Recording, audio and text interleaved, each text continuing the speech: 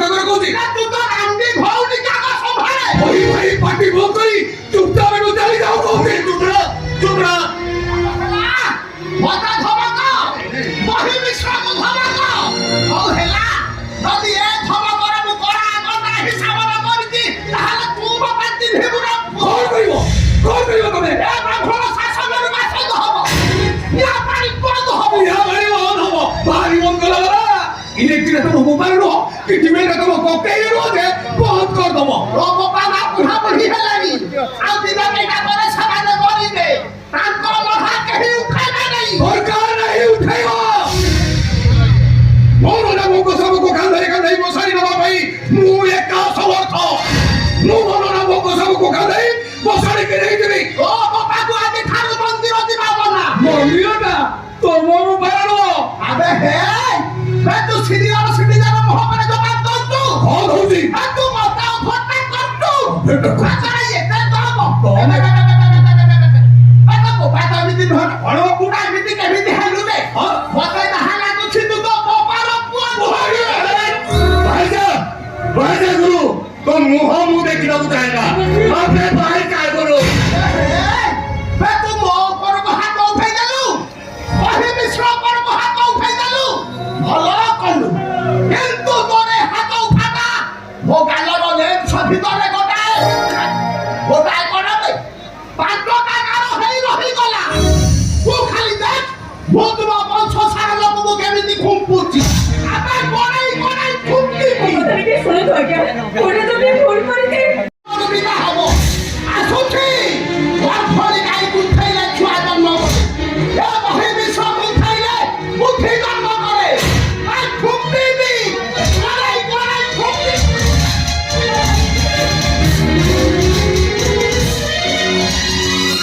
আমি কে শোনো তো নিয়া পানি বন্ধ ঠাকুর পূজা বন্ধ মন্দির বন্ধ মু বঞ্চিবি কেমিতি রে তাহলে সে সারা নাই তা কইছো ওটা সে ভুল কইদবা মো নানি ওটা দেহ দিবি আমি তো বেকুরা পারি কোনারি আরে রানী আমার ছিল পাটরি সেই গছু আশ্রা করে ଯୋଉ ଗଛ ଛାଇ ଦିଏ ଯୋଉ ଗଛରେ ନିଆଁ ଥରେ ତାକୁ କୁହାଟେ କାଟି ଦିଆଯାଏ ରାଣୀ ଏ ଘର ପାଇଁ ଗୋଟେ ଅଶୁଭ ଗ୍ରହ ଓହୋ এটা আজকে কুহ ঝিଅটা ঘর ভিতরে ଅଛି ସେ ଆମକୁ ସାହାଯ୍ୟ କରିନଥିଲେ ଆମେ ବହୁତ ସୁଖୀ ହେଇପାରି ନଥାନ୍ତେ ବହୁତ ଠିକ କଥା କହୁଥିଲି ନନା ତମେ ବୁଝୁନା କାହିଁକି ତମେ ଗାଁ ଲୋକଙ୍କ କଥାରେ କାହିଁକି ହସି ଯାଉଛ ନାନୀ ଏ ଘର ପାଇଁ ଯାହା କରିଛି ଆଉ କୋଉ ଛୁଅ ସେମିତି କରିବନି ସବୁ ପରେ ଜେଜେମାଙ୍କ ସଠିକ କ୍ରିୟାରେ ଯେତେ ଟଙ୍କା ଖର୍ଚ୍ଚ ହେଲା ସବୁ ଟଙ୍କା ନାନୀ ଦେଇଛି ଇଏ ଯଦି ଖୋଲ ଯିବ ତାର ମୁଁ ଆତ୍ମହତ୍ୟା କରିଦେବି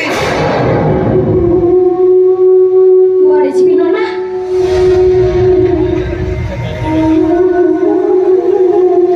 କୋଉଠିକି ଯିବି ମୁଁ କାହା ପାଖକୁ ଯିବି କିଏ ଅଛି ମୋର କାଉର ବସା ଅଛି କୋଇଲିର ବସା ଅଛି ଡାହାଣୀ ମଶାଣୀ ରହେ ଭୂତରୀ ବର ଗଛ ରହେ ଆଉ ଚିରୁକୁଣି ଯୋଉ ଡାଳରେ ବସେ ସେ ଡାଳଟା ଭାଙ୍ଗି ଯାଏ ଉଡ଼ିବୁ ପବନରେ ଉଡ଼ିବୁ କାରଣ ଏ ଘର ପାଇଁ ତୁ ଝିଅ ନୁହଁ ଏ ଘର ପାଇଁ ତୁ ଗୋଟେ ଚିରକଣେ ମୁଁ କହୁଛି ନାନୀ ଏଇ ଘରେ ରହିବ ଆମରି ପାଖରେ ରହିବ ଗୋଟେ ଭୁଲ କରିଥିଲା ଅନୁତାପ କରୁଛି ତାକୁ କ୍ଷମା ଦେବା କ'ଣ ଆମ ବାପା ମାଙ୍କର କର୍ତ୍ତବ୍ୟ ମୋର ଶେଷ କଥା ମୁଁ ଶୁଣେଇ ସାରିଛି ଏତେ ନିଷ୍ଠୁର ହୁଅନି ନନା ଏତେ ନିଷ୍ଠୁର ହୁଅନି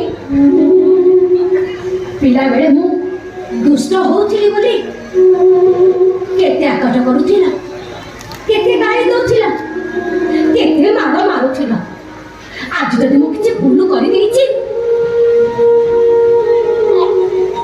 ପିଠି ଦେଖେଇ ଦଉଛି ନନା ଯେତେ ଇଚ୍ଛା ମତେ ସେତେ ବାଡ଼ାଅ କିଛି କହିବିନି ମୁଁ ବୋଉ ବଳଦ କାନିରେ ବି ଚାଲି ଲୁଚିବିନି ହେଲେ ନନା ମତେ ଏ ଘରୁ ବାହାର କରନି ନନା ନନା ମୋ ଆଡ଼େ ଟିକେ ଦେଖ ମୁଁ ସେମାନଙ୍କୁ ବହୁତ ଡେଉଳା ହେଇଛି ବହୁତ ହାତ ବି ଯୋଡ଼ିଛି ଛାଡ଼ିଦିଅ ମତେ ମୁଁ ମୋ ଗାଁକୁ ପଳେଇବି ମୋ ନନା ବୋଉଙ୍କ ପାଖକୁ ପଳେଇବି ହେଲେ ମୋ କଥା କେହି ବି ଶୁଣିଲେନି ନନା ଘରେ ରହେ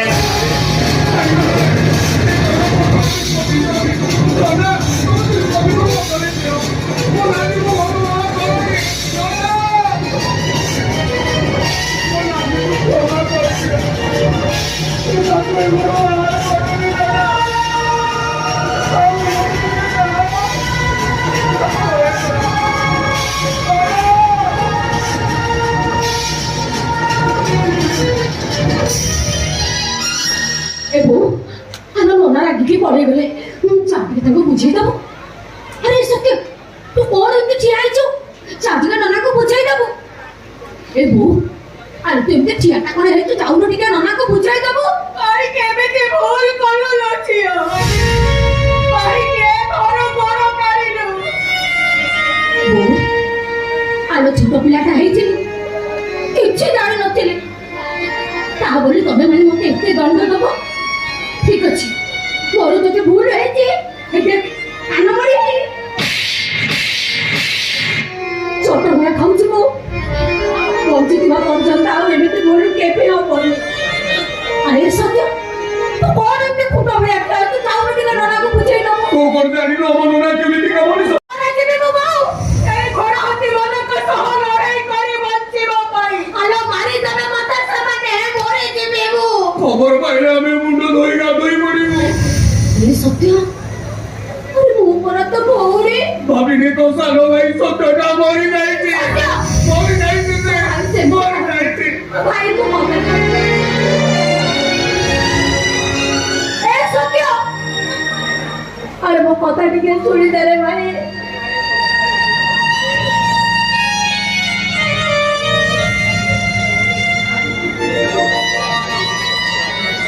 ମତେ ବିଶ୍ୱାସ କରିଲ ବୋଉ, ମୋ ଗୋଡ଼ରେ ଆଉ ବଳ ନାହିଁ, କି ଦେହରେ ଆଉ ଜୋର ନାହିଁ। ପାଦକୁ ଟାଣି କରାଡ଼ି ଦେହକୁ ପଥର କର। ଗୋଟେ କଥା ମନେ ରଖ, ଏ ଦୁନିଆ ଯେତେ ଆଗକୁ ଗଲେ ବି ଝିଅ ଯୋଉଠି ସେଇଠି।